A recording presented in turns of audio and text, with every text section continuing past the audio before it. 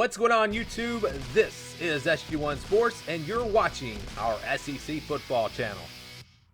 All right, Texas A&M linebacker Anthony Hines has opted out of the 2020 college football season. He is the third Aggie to opt out as of this point. This is a big blow. He was their second leading tackler last season. Buddy Johnson, the other linebacker, they run a 4-2-5, so you got two starting linebackers. They were the leading tacklers. Buddy Johnson had 77 tackles. Anthony Hines had 73. Also had 10.5 tackles for loss. So this is a big loss for Texas A&M. He has opted out, and I don't know.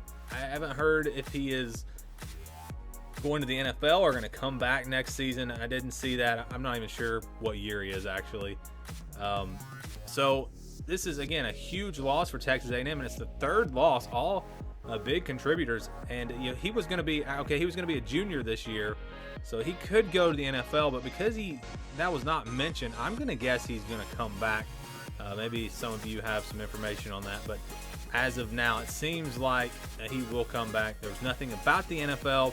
I will read you his announcement. He said, "This year has been a wild ride, to say the least, with everything taking place in the world right now, from the pandemic to the blatant injustices being committed towards people of color. It's difficult to be 100% locked into the game of football right now. I can't help but see this time as an opportunity to try and make a difference in my community. With that being said, I have chosen to opt out of the 2020 football season." So that is what he said. I think this came out yesterday.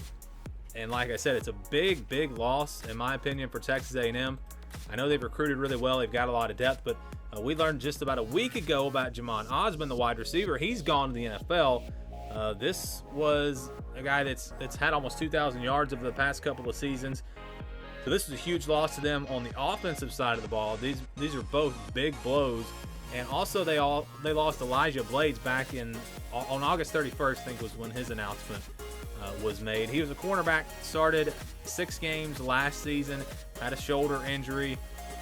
I think he may or may not have been a starter this year with the injury. I kind of can see, wanting to recover from that injury and all that. But I don't understand why a player, if they're not going to the NFL, I really don't understand why a player would opt out of the season, because you're not going to lose a year of eligibility. So maybe they just don't want to play football, I guess. I mean, that's really, I understand the other issues going on, but something Leon O'Neal said, defender for Texas A&M, he said, "In times like this, you'll find out who really love ball." And I think that says it right there. Who really wants to play football? I mean, who loves the game and wants to be out there?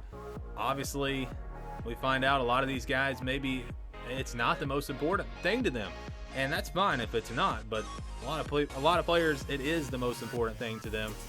And we have seen opt-outs, a lot of opt-outs. I think there may still be more to come. And this definitely changes my opinion on Texas A&M. The last 2 opt-outs here. This is a team that I thought would lose maybe 1 game this year, maybe make it into the college football playoff. With Ohio State and the Big Ten coming back, with the opt-outs, I now will remove Texas A&M from my playoff field. We're going to do an updated playoff prediction video, and it will not include Texas A&M. So there's a little bit of a spoiler right there for you guys. But I think this is another big loss, and just not feeling as great about the Aggies.